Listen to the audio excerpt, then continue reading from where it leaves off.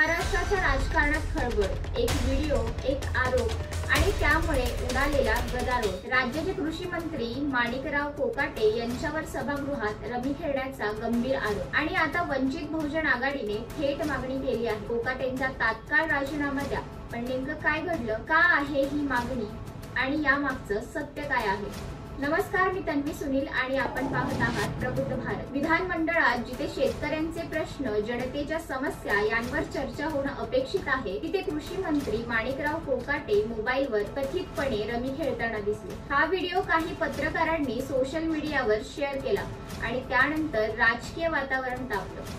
विरोधकांनी कोकाटेंवर टीकेची जोड उठवली, पण यात सर्वात आक्रमक भूमिका घेतली ती वंचित बहुजन आघाडीने। जास्तीत जास्त वेळ त्यांना रमी खेळता यावी यासाठी तातडीने त्यांच्याकडनं राजीनामा घेण्यात यावा आणि त्यांना या जबाबदारीतून मुक्त करावं, अशी वंचित बहुजन आघाडीची आग्रही मागणी आहे। वंचित बहुजन आघाडीच्या वतीने वंचित बहुजन आघाडीचे मुख्य प्रवक्ते सिद्धार्थ मोकळे यांनी यावर पत्रकार परिषद घेत अनेक मुद्दे उपस्थित केले। कृषी मंत्री माणिकराव कोकाटे यांनी सभागृहात रमी सारखा गेम खेळला आहे हे जनतेसमोर स्पष्टपणे उघड झाले आहे। त्यामुळे अशा मंत्रीला मंत्रिमंडळात ठेवणं हे सरकारचं गंभीर अपयश आहे। एकीकडे कार्यकर्ते पबजी खेळल्यासारखी हिंसक वर्तवणूक करत आहेत,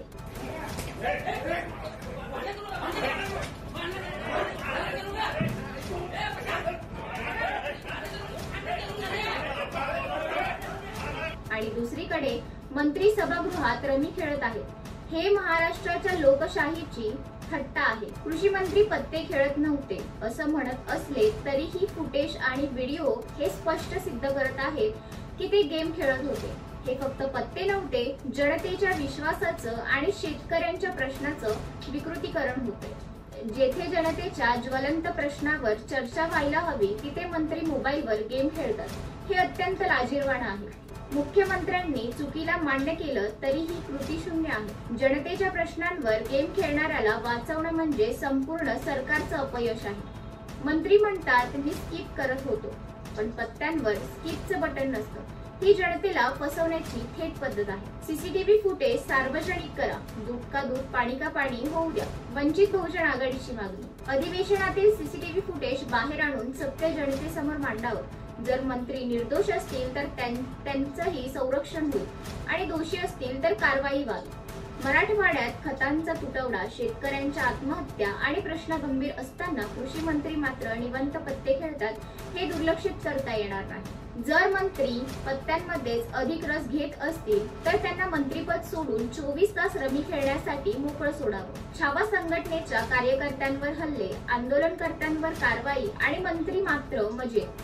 हे सरकार लोकशाहीचे नियम पायदळी तुडवत आहे असं मुद्दे उपस्थित करत त्यांनी कृषी मंत्री कोकाटे यांना धारेवर धरत राजीनाम्याची जोरदार मागणी केली। आता यावर कोकाटे यांना राजीनामा देतील का? सरकार यावर कारवाई करणार का? की हा सगळा वाद फक्त शब्दांचा खेळ ठरणार? तुम्हाला काय वाटतं? तुमचं मत आम्हाला कमेंट्स मध्ये नक्की कळवा। अशाच महत्त्वपूर्ण अपडेटसाठी पाहत रहा प्रबुद्ध भारत। व्हिडिओ आवडल्यास लाईक, शेअर, सबस्क्राईब करायला विसरू नका। धन्यवाद।